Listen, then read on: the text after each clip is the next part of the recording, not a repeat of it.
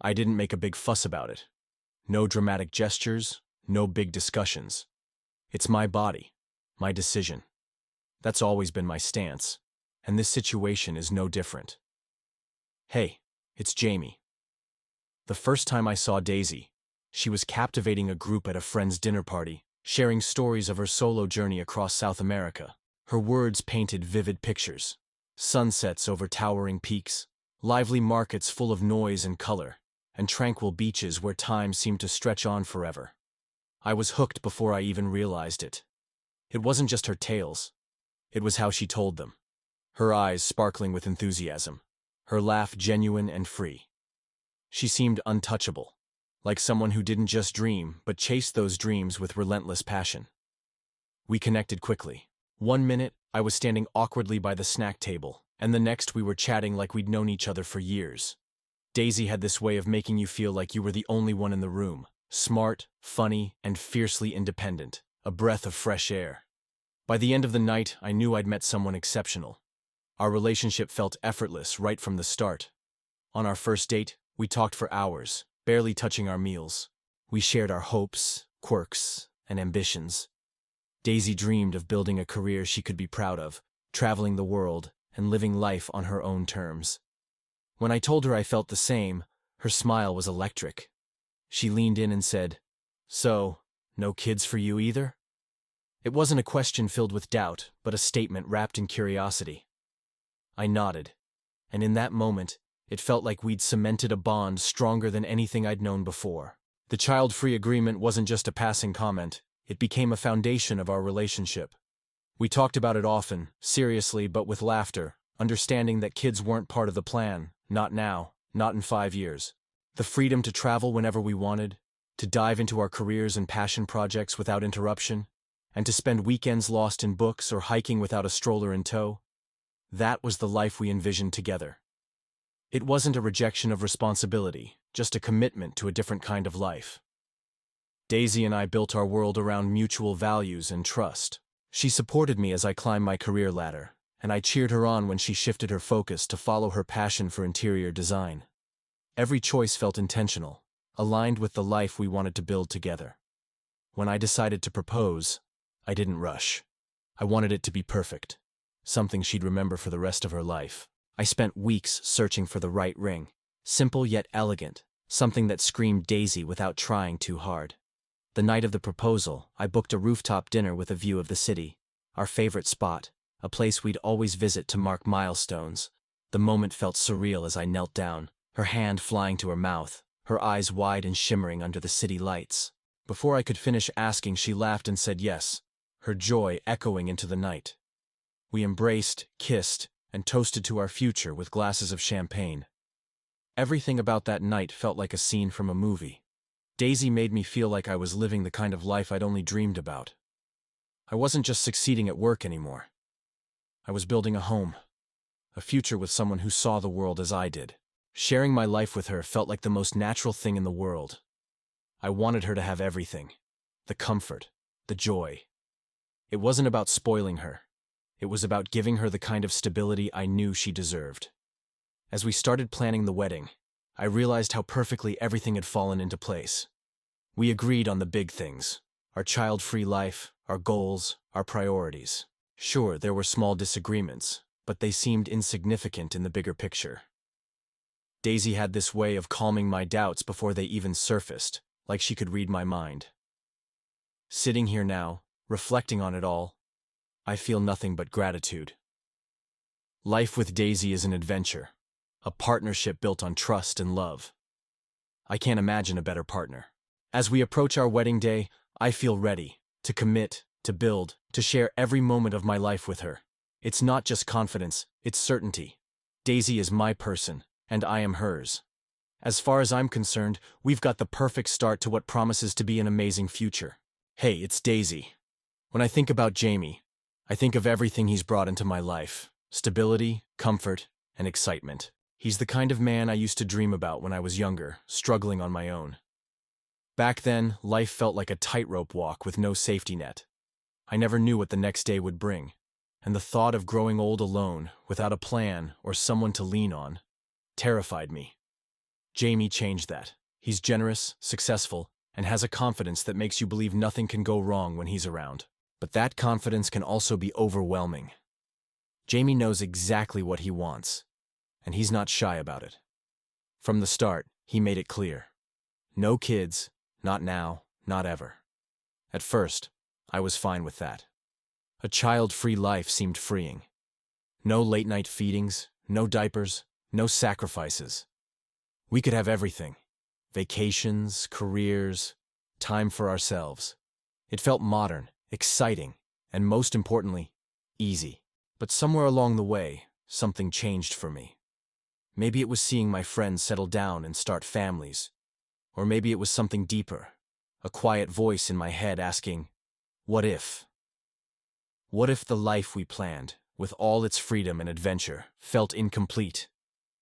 I started imagining a little one toddling around, Jamie tossing a child into the air, and family holidays with more than just the two of us. The problem is, Jamie doesn't bend. His independence, the very quality that drew me to him, now feels unshakable. He's so firm in his beliefs, so unwavering about the kind of life we're supposed to have together. I love that about him, but it also scares me. What if I bring this up and he sees it as a betrayal? What if he looks at me and says, this isn't what I signed up for? I can't lose him, not after everything we've built. So, I stay quiet. I push those thoughts aside and tell myself they aren't worth a fight, but they don't go away. If anything, they get louder, nagging at me, keeping me awake at night. I've thought about it more than I care to admit. Jamie's so certain about being child-free, but people change, don't they? I've seen it happen. Friends who swore off kids now beam with pride every time their little one says a new word. I tell myself, Jamie would be the same. Once the baby's here, he'd fall in love. He'd realize how much we were missing, and it would only bring us closer.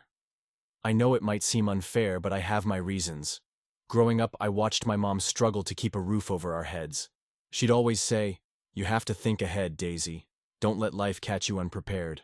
That stuck with me. If something ever happened, if Jamie left or changed his mind about me, I needed to know I'd still have something, someone to hold on to. That's how I made my decision. It wasn't impulsive, reckless. It was practical. I stopped taking the pill a few months ago. I didn't make a big deal about it. No grand gestures, no big talks. It's my body, my choice. That's what I've always believed, and this is no different. I know Jamie would be upset if he found out, which is why I've been careful. I've started avoiding conversations about kids or birth control, changing the subject when they come up. It's easier this way, avoiding the questions, the attention. And yet, there's a part of me that feels excited, like I'm on the edge of something life-changing. Every month, I catch myself wondering, is this it? Am I pregnant?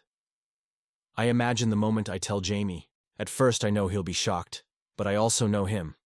He's kind, loving, and he'll come around. He'll hold the baby in his arms and see how much richer our life could be. I picture our future, the three of us, a little family. Jamie might grumble at first, but deep down, I believe he'll love it. He loves me, and this baby would be a part of me. How could he not? Until that day comes, I'll keep this to myself. It's not about deception, it's about timing. When the moment's right, he'll understand.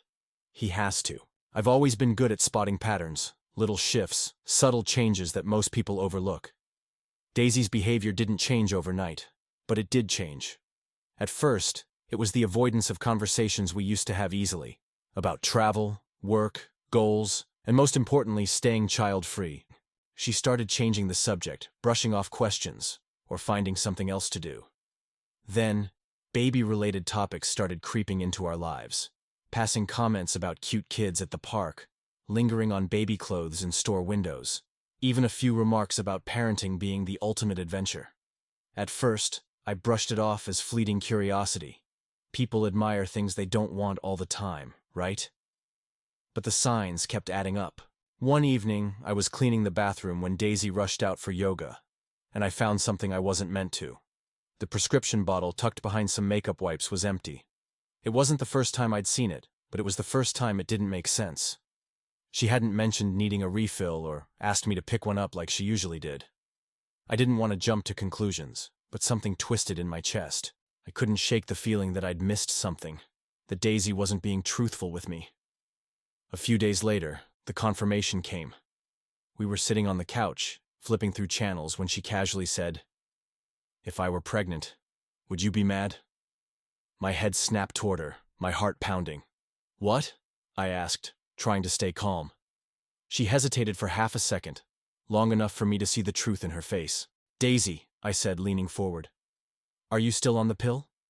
Her eyes darted away, and I felt the ground shift beneath me. When she finally spoke, her voice was defensive. "It's my body, my choice, Jamie," she said, crossing her arms. "I don't have to clear every decision with you." I stared at her, disbelief crashing over me like a wave. "You're kidding, right? We had an agreement. We talked about this over and over. You promised." "I know what I said," she shot back, her voice rising. "But people change, Jamie. I've changed. And honestly, I think you will too. Once there's a baby, you'll understand. It'll bring us closer." Her words hit me like a slap. "Closer?" I repeated, my voice cold now. "You think lying to me, manipulating me, is going to bring us closer? Do you even hear yourself?" "I'm not manipulating you," she snapped, her cheeks flushing. "I'm doing what's right for us. You'll thank me one day." I stood up, anger boiling inside me. "My choice," I said, throwing her words back at her. "Or does that only apply when it's convenient for you?" "I don't want kids, Daisy. I've made that clear from the beginning. You don't get to make that decision for me." Her face crumpled, but I didn't stop. "You didn't just betray me," I continued. "You betrayed everything we built together. How can I trust you after this?" She opened her mouth to argue, but I raised a hand. "No, don't. We're done," I said, my words heavy and final. "The engagement's off," I added firmly. "I want you out of the house by the end of the week." The silence that followed was deafening. Daisy stared at me, tears welling in her eyes, but I couldn't bring myself to care. She had made her choice, and now I was making mine. That night, as I packed away the engagement ring and sat alone in the living room, the weight of what had happened hit me like a freight train. I love Daisy. I probably always would. But love isn't enough when trust is gone. It hurt like hell to end things with her. But when I thought about the alternative, living a life built on lies, raising a child I never wanted, I knew I'd made the right choice. Some lines, once crossed, can't be uncrossed. I couldn't believe it had come to this.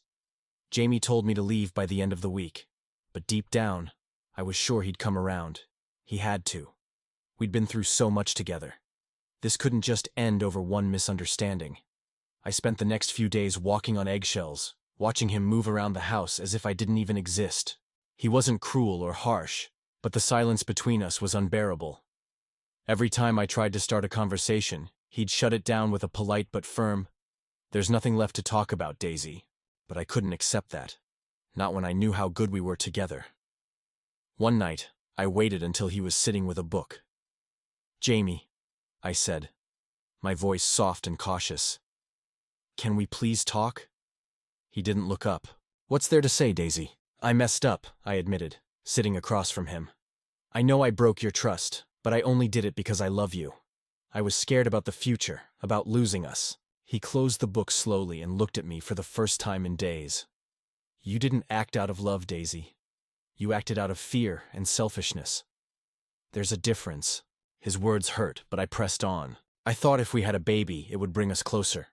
You'd see how much joy it could bring, and maybe, just maybe, you'd change your mind." "Change my mind?" he said, his voice thick with disbelief. "You thought forcing me into fatherhood would change my mind? Do you even hear yourself?" I flinched. "I wasn't trying to force you, Jamie. I thought once it happened, you'd see it differently. You'd love our child, and everything would fall into place." He leaned back, his face hard. "That's the problem, Daisy. You didn't trust me enough to stick to what we agreed on. Instead, you made a decision for both of us without even telling me. How am I supposed to move past that?" Tears welled up, but I fought to stay composed. "I was scared," I whispered. "I didn't know how to tell you. And honestly, I thought you'd be mad, but eventually you'd understand."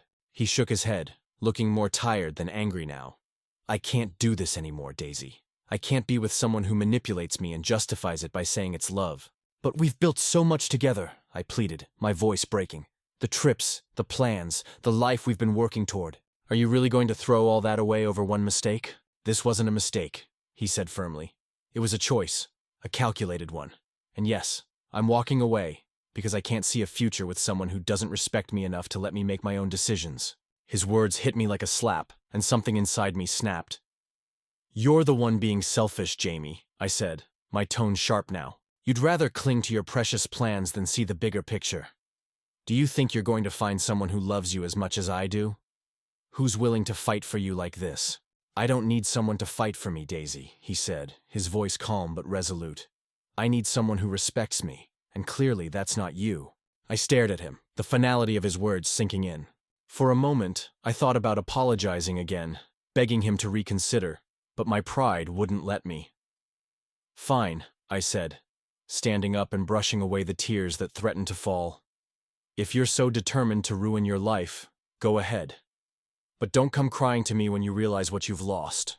He didn't respond, just picked up his book and opened it again, as if I weren't even there. The dismissal cut deeper than any argument could. I stormed out of the room, slamming the door behind me. But as I sat on the edge of the bed in the guest room, his guest room now, the weight of everything crashed down on me. I told myself I didn't regret what I'd done. I couldn't. Still, a small part of me clung to the hope that maybe, just maybe, he'd wake up tomorrow and realize he couldn't let me go. That he'd come to his senses and beg me to stay. But as the days passed and his demeanor didn't change, that hope began to fade.